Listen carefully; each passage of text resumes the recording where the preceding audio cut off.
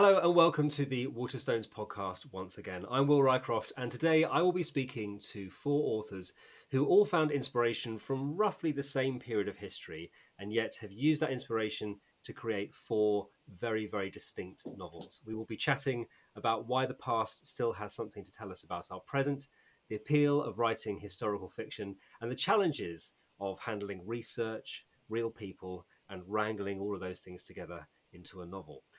Susan Stokes Chapman grew up in the Georgian city of Lichfield in Staffordshire, which might have something to do with her interest in this particular period. Her debut novel, Pandora, combines intrigue in the world of antiquities with another current cultural fascination, which is the allure of Greek myth. So, first of all, welcome, Susan. Hello, thank you so much for having me, Will.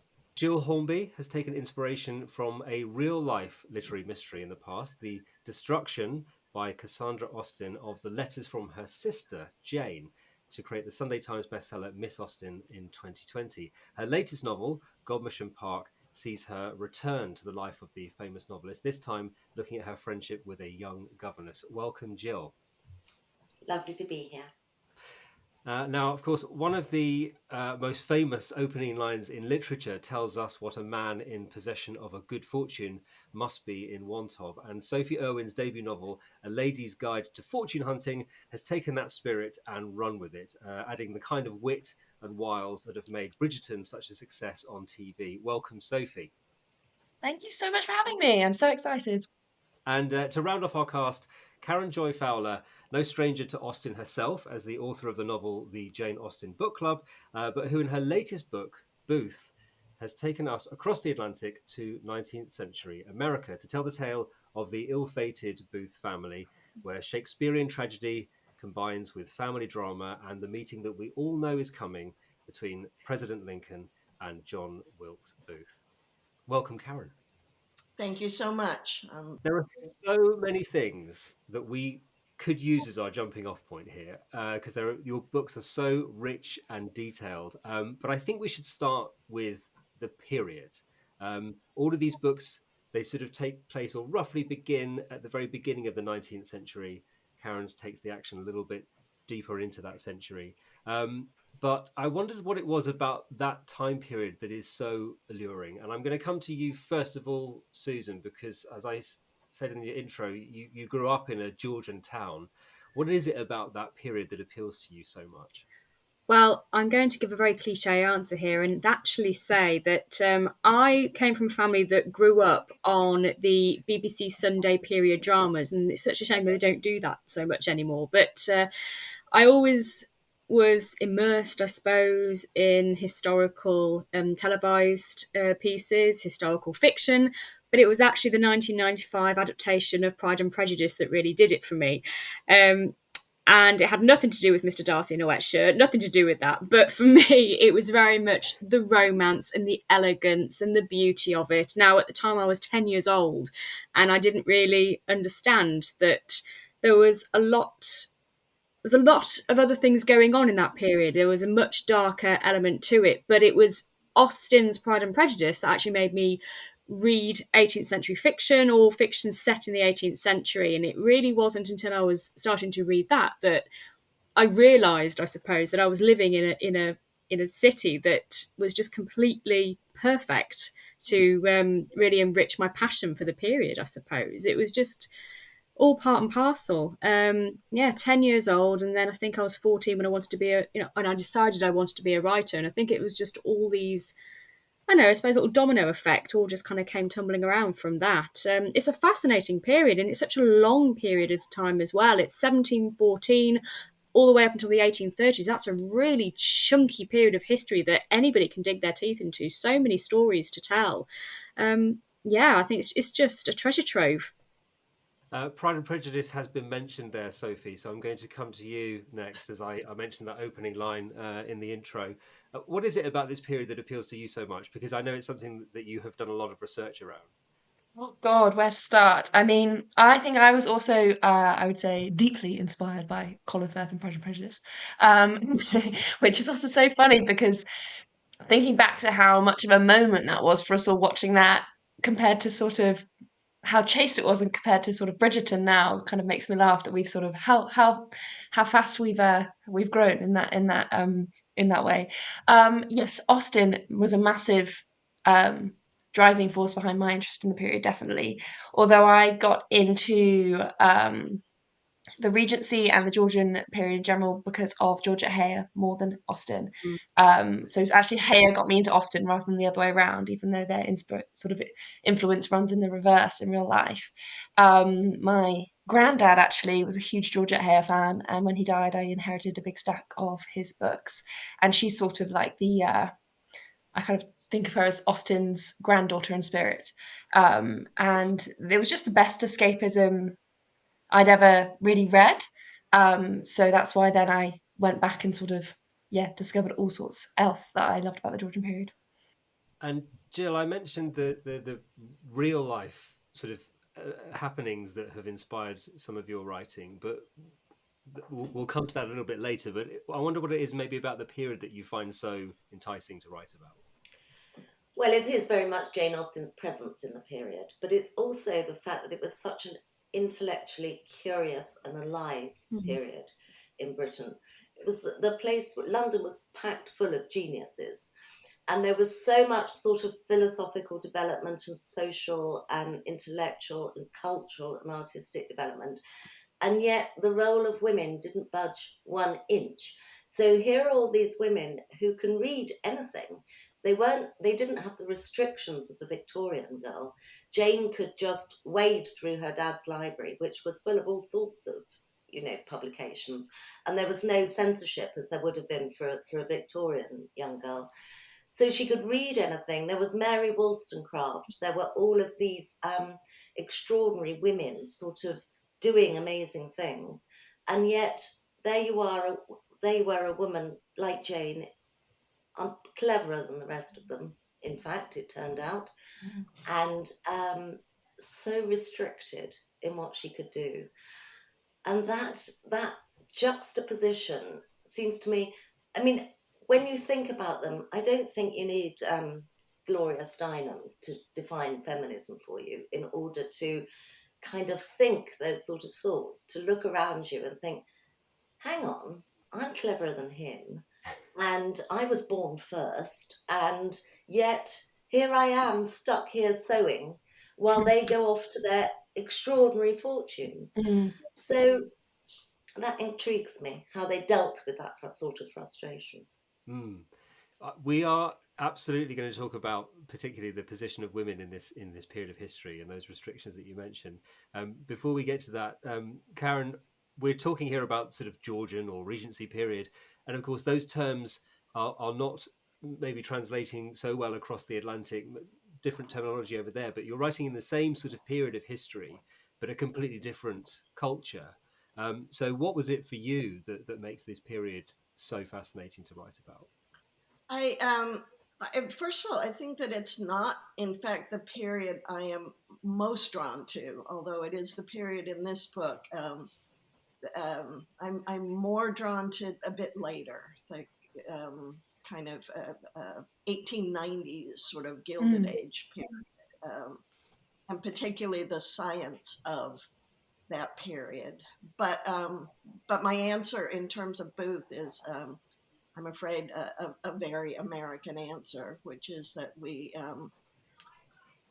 see the country as having sort of two founding moments. The first one being the Revolutionary War, where we left all of you to your own devices, and then the period of the Civil War, which is sort of the second founding. And so my book is very much about the Civil War and about the impact of that, and about the continuing, enduring impact of that on American politics.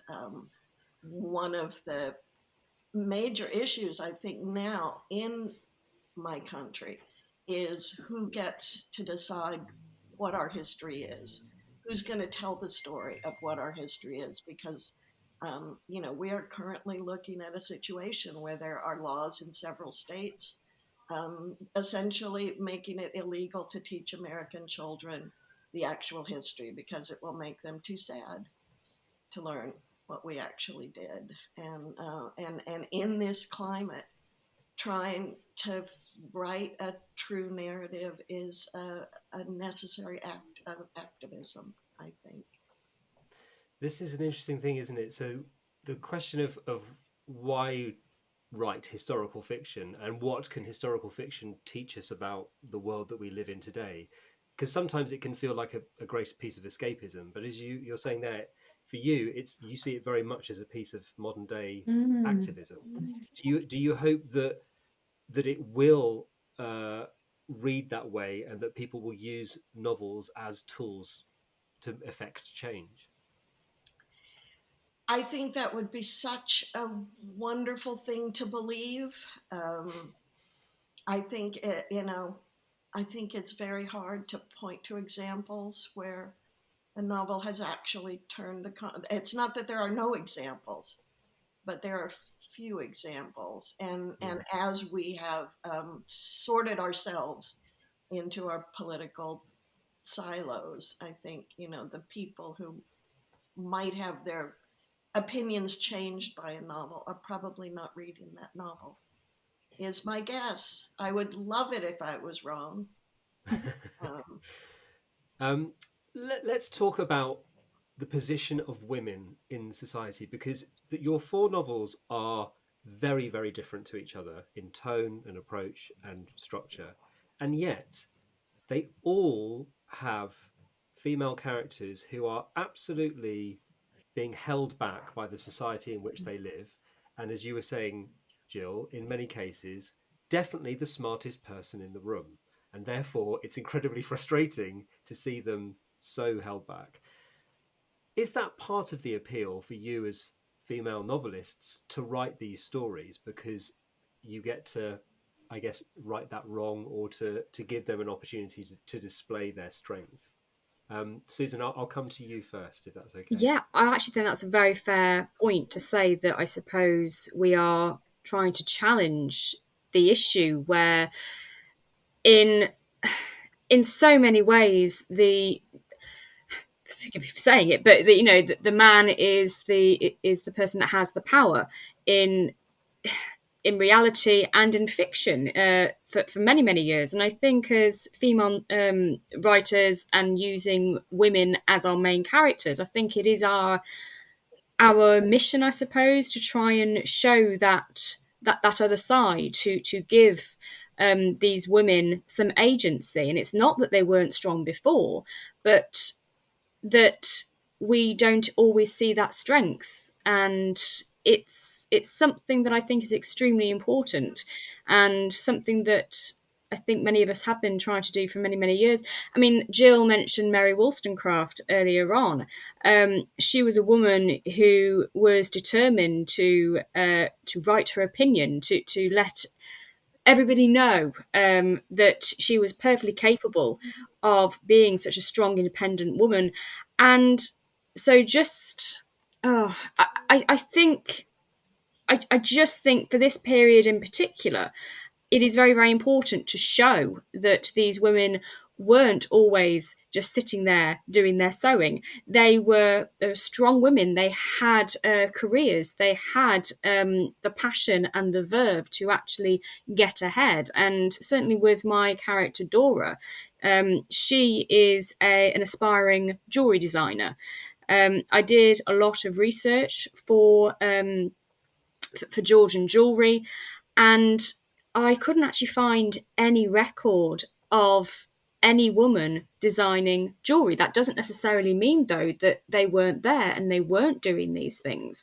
And I just wanted to address that, I suppose. I wanted to give my female character a career. I wanted to give her the opportunity to show that women were perfectly capable of having a profession, even though society wouldn't necessarily have allowed it, so to speak. I just wanted to give my female character agency, and I think we're potentially going to touch on this later as well, but also give the mythological Pandora agency as well. But I think that's a slightly different topic, which I think we're going to touch on later. It's very important at the end of the day. That's what I mean. Yeah. Sophie, I'll come to you now because I mentioned Bridgerton when I was introducing your book, and it would be very easy, I suppose, to think of your book as, oh, it's just sort of a nice piece of entertainment and that sort of mold. But it does absolutely have this very strong sense of injustice that runs through it, that these women are constantly having to play by men's rules, even when the rules seem absurd. And how do you sort of balance, I suppose, the humour and the lighter side of your writing together with that very important undercurrent? Oh, great question. And it's a constant challenge. I think it's helped slightly because the sort of genre of Regency romance, amongst historical fiction, is one that's demarcated more specifically for pleasure and escapism. So you sort of have, in a way, permission to look at the lighter, frothier end of historical fiction, which for me was sort of a help and a hindrance, because part of it is it means that you don't necessarily have to worry about capturing the broad scope of exactly what it was like to live in this time, because it's more of a the reader wants to read about the frothy ball and someone rapping someone with a fan, and they don't necessarily want from my book the sort of the grittier and like the more nuanced side. So that in a way there's sort of a permission to go light, which is quite freeing.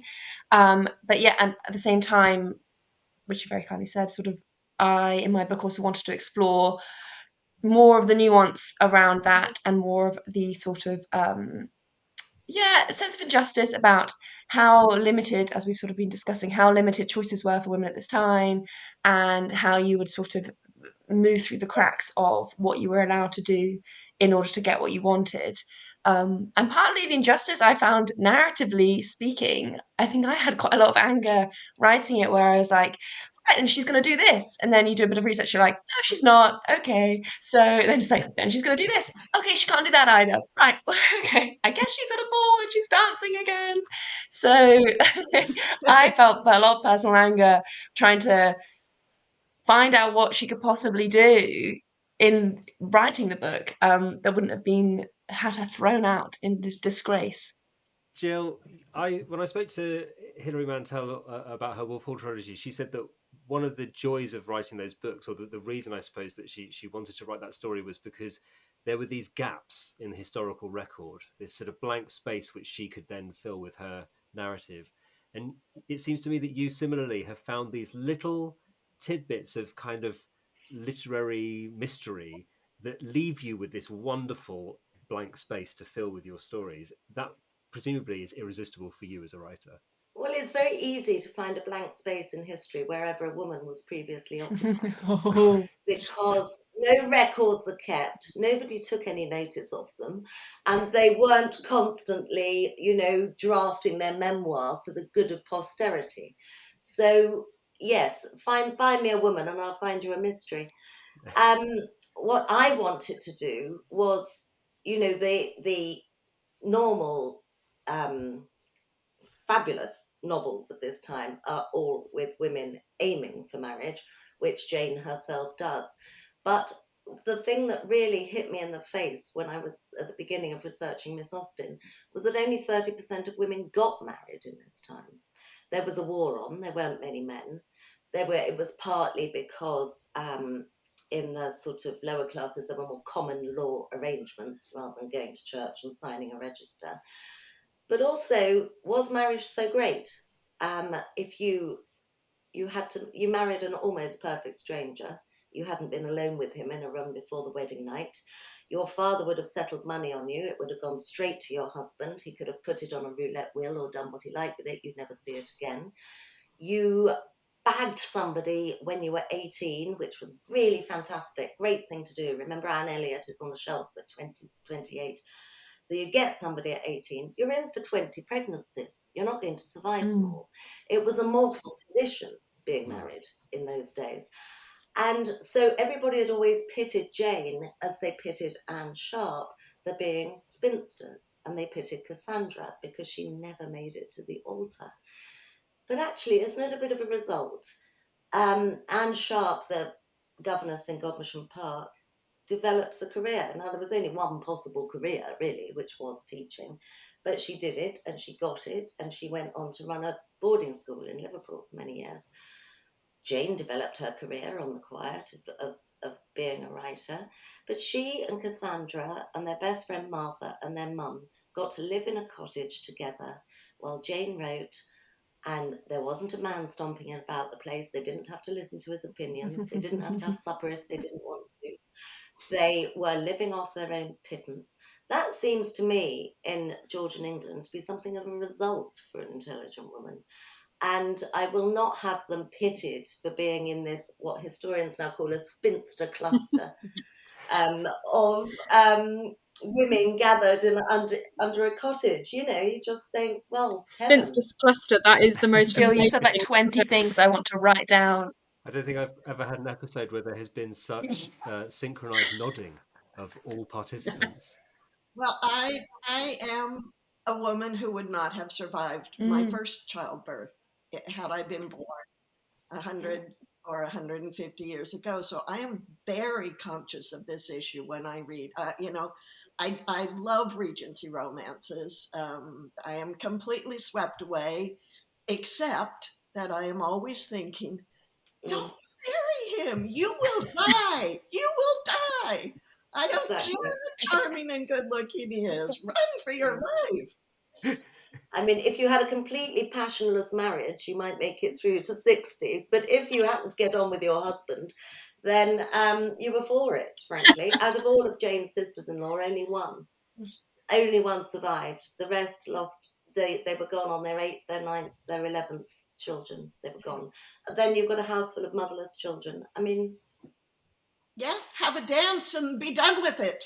This is why Jane never took her heroines beyond the altar, because who knew what they'd find? Something in Jane's letters that there's a real sense of whenever there's like a pregnant woman in the family or everything, they're all a little bit, you can feel the slight like tension in those passages, which is always... Well, quite rightly, because they did all go like that. No, they were on their knees in the last month.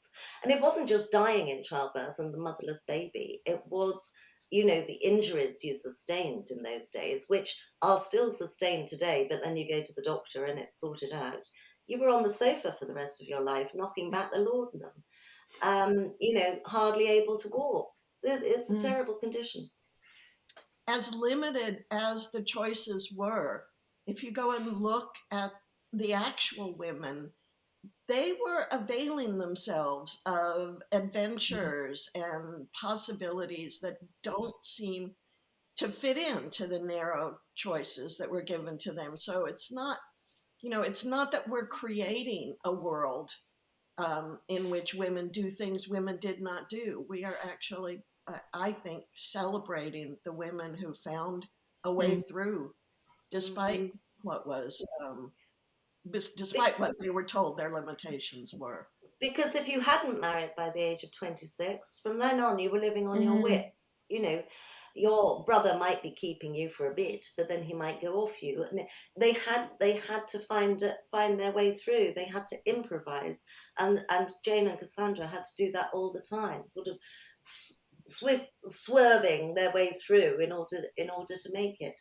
But a lot of them made it, and they lived longer than the married ones. Of course, one of the elements that's holding women back in this period is money.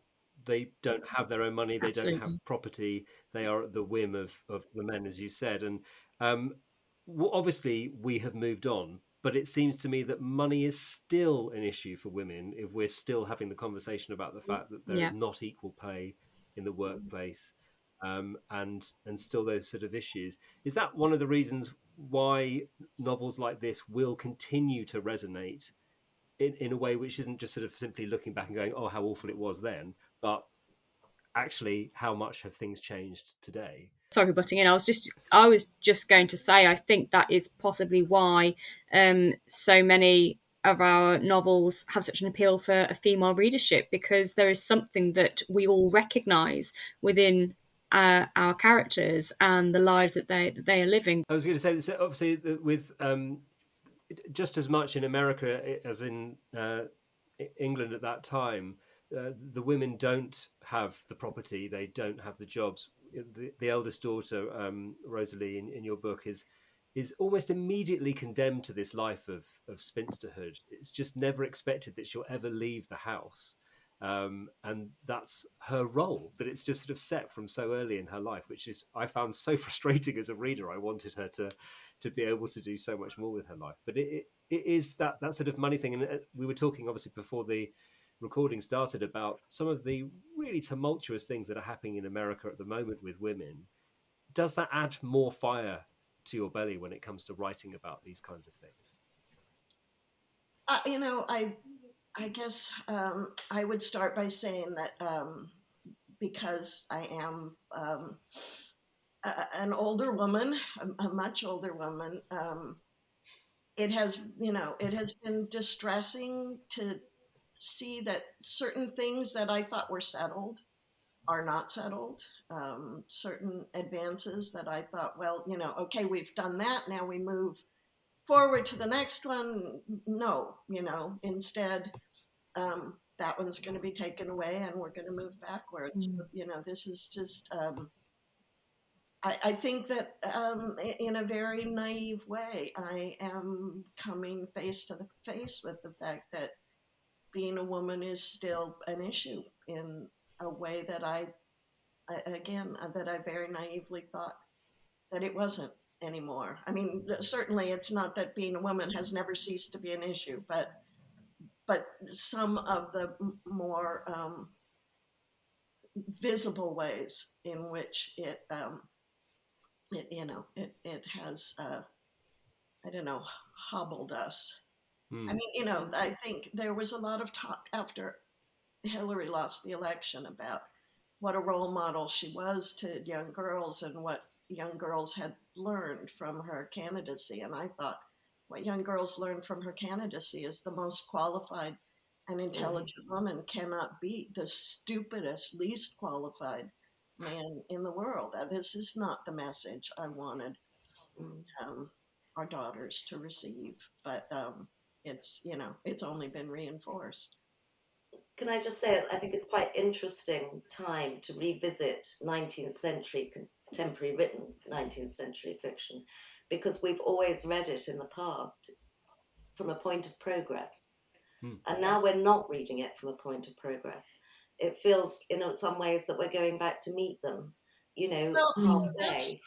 That's true in America. Do you feel that as well? Oh, yes, because we have an Atlantic outlook here, and just looking at what's going on over there, I feel, when I was little, you read about slinkies and they only had them in America, and then finally they came to Britain. And I feel rather like that with what's going on in America. But like the slinky, it's coming for us. What are you complaining about? I do think that's really interesting, though, that, as you say, we presume that progress is inexorable, that we don't roll back. And what has been, I think, the most terrifying aspect of the Roe v. Wade being overturned in the States was that something like that could be taken away immediately, that it just disappears, like it never happened. And I know, obviously, we've had in recent years the popularity of The Handmaid's Tale as a piece of fiction because of the TV series, and then obviously the parallels that were drawn with Trump's presidency. But it always felt as though there was still sufficient distance between those things that it wasn't quite being shelved in the non-fiction section just yet. But I'm not sure it feels quite so safe anymore, those things. And that, I suppose, adds an urgency to these books that I hadn't even thought of a few weeks ago, because, of course, it only happened a few weeks ago. Yes. Yeah, I think, one of the Handmaid's Tale aspects that people are only starting to understand is the way women are going to be hunted, the way their data is going to be used in court, the sort of privacy of the health data, the incredible bounty system that Texas has set up, where any private citizen can sue any woman who, I mean, it's just, words fail me. I will try and steer us into different waters now. Happier waters, yes. Susan, I want to come to you because, as I mentioned earlier, your book combines the sort of the Georgian period that we're talking about with this connection to Yes. Greek myth, which is another hugely popular thing at the moment. The retellings of Greek myths continue to find readers. The appeal is quite clear to me, but I wondered why you wanted to bring that into your Georgian story and what it is about the story of Pandora that was particularly important. I think to address the resonance of Greek myth, first of all, I think for so many of us, Greek myths appeal simply because they are all stories of human nature. They're tragedies, they're love stories, there's horror, but that there's hope there as well. And these are stories that can be recycled and repurposed again and again and again. And we recognize so many of these stories, or at least the echoes of these stories within our daily lives. And I think that is generally why they are so appealing. However, we also know that there are many stories that are, like, at the moment, they're being told from a female point of view for the simple reason that, well, as a general rule, I think many Greek myths, they're quite misogynistic in the sense that they've been told from a male point of view, that the version of a woman in these Greek myths are often described by a man.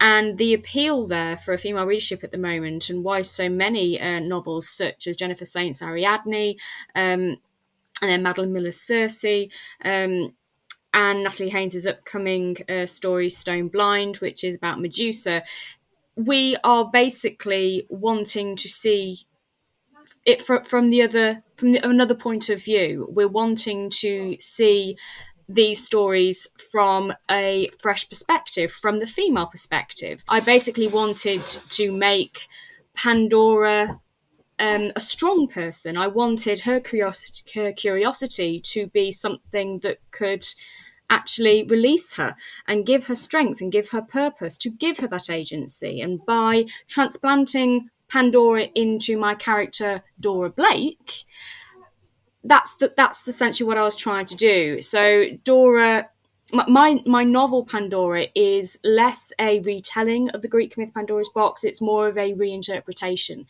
But by transplanting this woman into the 18th century, I was able to give her a little bit more agency. And yeah, it was just a really kind of fun thing to do. And everybody obviously knows the Greek myth Pandora's Box. But I just felt it would be fun. I just thought it would be a kind of good mix. And it was actually surprisingly easy to do, because I'm asked quite a few times, well, why Greek myth in the 18th century? And I'm not going to go off on a complete tangent, but the general answer is that the Georgians completely were fascinated by the ancient world. If you look at their architecture, if you look at their fashions, and their jewelry as well, and of course the antiquity scene. So Pompeii was excavated in the 1790s. So it was quite a recent thing that had happened, where my novel is set in 1799. And antiquities, William Hamilton, he's a real character in the novel as well. And he had a complete obsession with collecting Greek vases.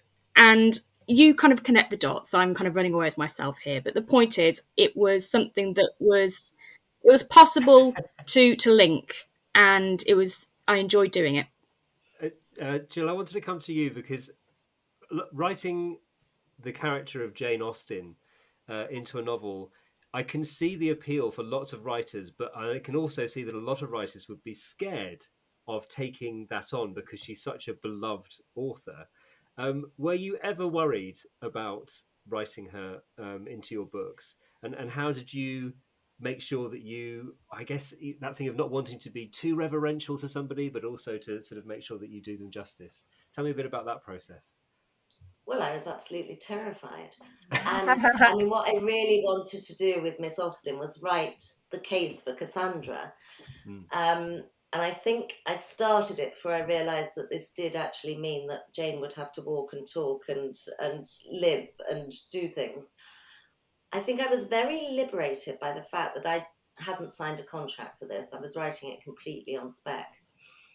And I mean, I kept coming to the point where Jane had to come in, and I'd delay it and then just write some more Cassandra, and then I'd walk the dog. And then when I wrote Jane, I just kind of deleted it and ran away and then came back again. But then I thought, oh, for heaven's sake, nobody's ever going to read this book. It'll just end up in a drawer, because I'll finish it and show it to somebody and they'll say, well, that's embarrassing. So that was very liberating. And then I was able to just do it, and then was utterly amazed that I got away with it. In a way, I was very helped by Cassandra because she's destroyed so much.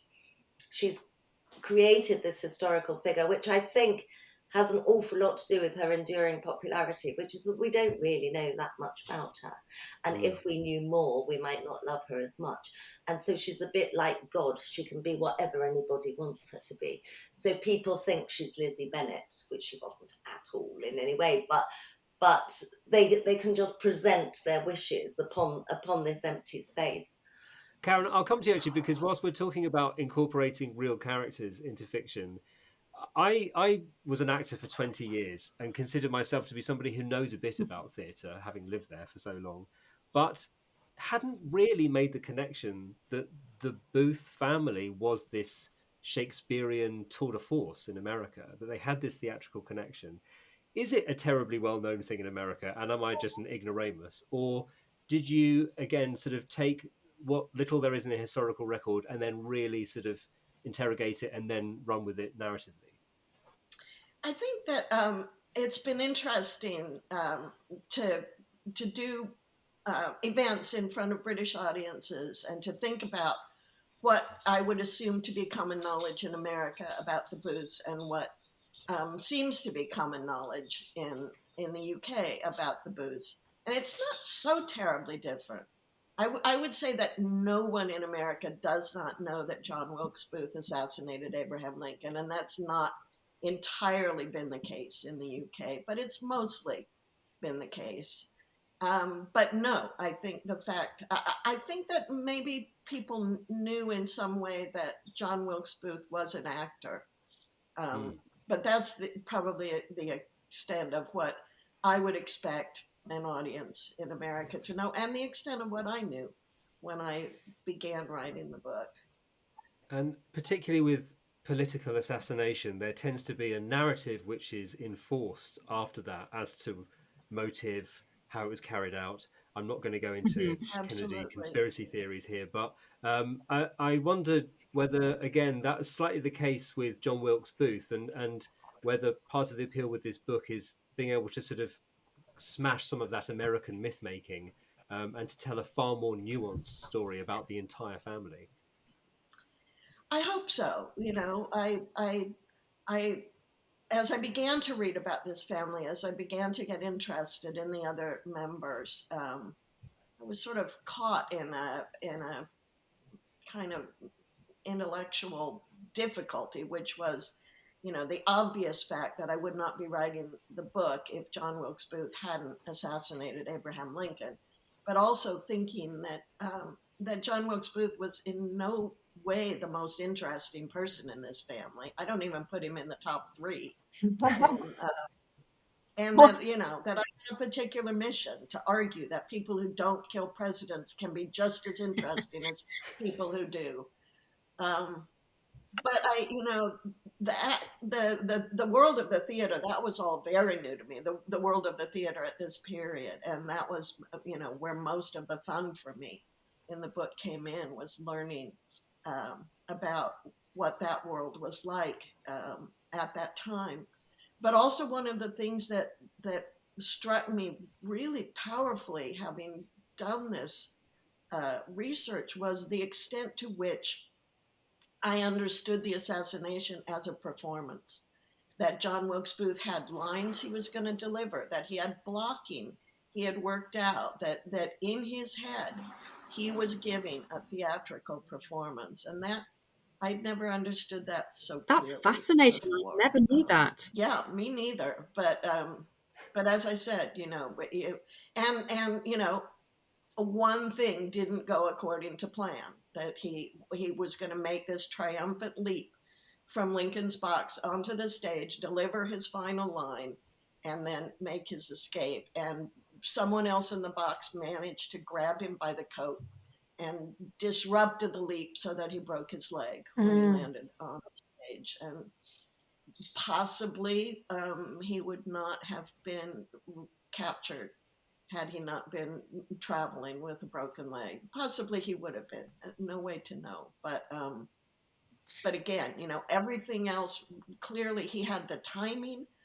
There was a moment in the play where there was going to be a big laugh, and he timed the shot so that it would happen during that laugh, so that it wouldn't be heard. I mean, it was just all choreographed very carefully. And I also think, that growing up in this Shakespearean family, he had this sense of himself as a kind of outsized heroic character in a way that most of us do not grow up thinking of ourselves as, somebody who is going to propel a drama of Shakespearean proportions forward in some way. Right. I was hoping that we would hear from Sophie on the issue of historical research, because I think, as Bridgerton has made extremely clear with the racial casting, which is one of the things that's so interesting, this is not the Regency period. These books take place in a kind of partly historical but partly fantastical setting. And so I'd love to hear how Sophie thought about that. Massively. And I think that in general, Regency romance, I can't remember if I'm repeating myself, so sorry if I am. I feel like it's in contrast to historical fiction, it's a bit more of a conversation between what actually happened and what we wish happened. And you sort of are in that space. And it was really interesting with Bridgerton. I read a lot around, there's a lot of interesting conversation happening around Bridgerton, where it was sort of like, because they have such a flexible attitude to historical accuracy, and obviously some of that is brilliant and groundbreaking, and I love it. And I love the sort of like racially blind casting. I think that's a fantastic thing, and I love that we're seeing actually that more and more, like with the new Persuasion as well. But then there's also sort of quite a lot of other stuff where they sort of have gone, we don't care about that, which is so interesting, because I don't know, for me, I think I have to care about it in order to believe in it. So I don't love it myself personally when I'm reading something and I come up against something that I know isn't true, and it breaks me out of the spell. So for me, doing the research, I did want to get as much correct as I possibly could, within the realms of not getting, putting my dissertation in, which was a temptation for sure. So I did a lot of research, and kind of, it was interesting, Gill saying that you almost wish the journal was a brilliant thing, but also it was a bit of a rod for your own back, because there's some stuff you come across and you're like, I really wish I hadn't learned this, because now I know it, I can't unknow it, and you have to make it work. And once you, I don't think if I know something is true, or if I found something out, I can't ignore it. Is how I approach it. But I think it's quite an interesting thing for the whole genre of Regency romance, that you do get more leeway. People aren't expecting you to be as rigidly correct as you are with other things, with other parts of history. I think I'm surprised actually to hear how respectful you all seem to be of the historical record. Because I suppose, again, from coming from theatre, where all the time people will take a bit of stuff they've discovered and then they're like, that stuff's not useful, I'm going to make up some stuff that is useful theatrically, otherwise this play's just not going to work. And I know people have played roughshod with all sorts of historical things, but it's really interesting to hear that you respect the rules, I suppose, of the game, and keep what's there. Otherwise, it would feel untrue, or that it would feel that it wouldn't hit home. Is that right? It's actually sort of, it is a weird hill to die on sometimes, isn't it? That you have to be accurate because we are sort of professional liars for the most part. So it's strange that you also want that sort of authenticity as well when you're doing something by nature, which is making it up. But it feels really important. And I don't know, I think that the most interesting bits are in the truthful minutiae where you find out the material a shoe was made out of, and you're like, okay, I guess this is really important to me now. I think it's like in that sort of the texture, I think is really hard to get unless you're being accurate.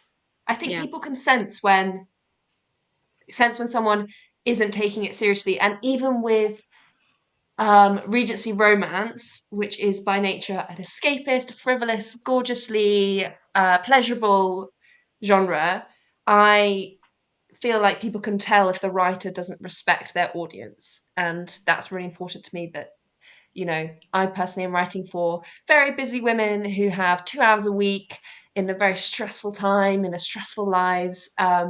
And just because they want something pleasurable does not make them stupid. So I guess that's where I But can. also, I mean, we are liars, but the best lies are always believable, aren't they?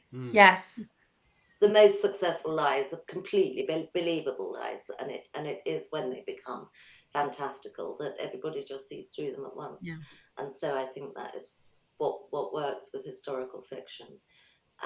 We can't try people's credibility. Yes. Yeah. That is a fantastic sentence to finish on, Jill.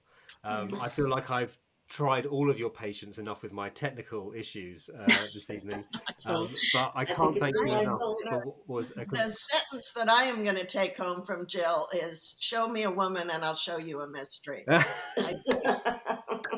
See, there's so many things Jill said that I want tattooed on me. I think it's some great quotes. Sophie, don't do that. Can I say another thing, which is don't get anything tattooed on you? Yeah. I'm telling you to your mum.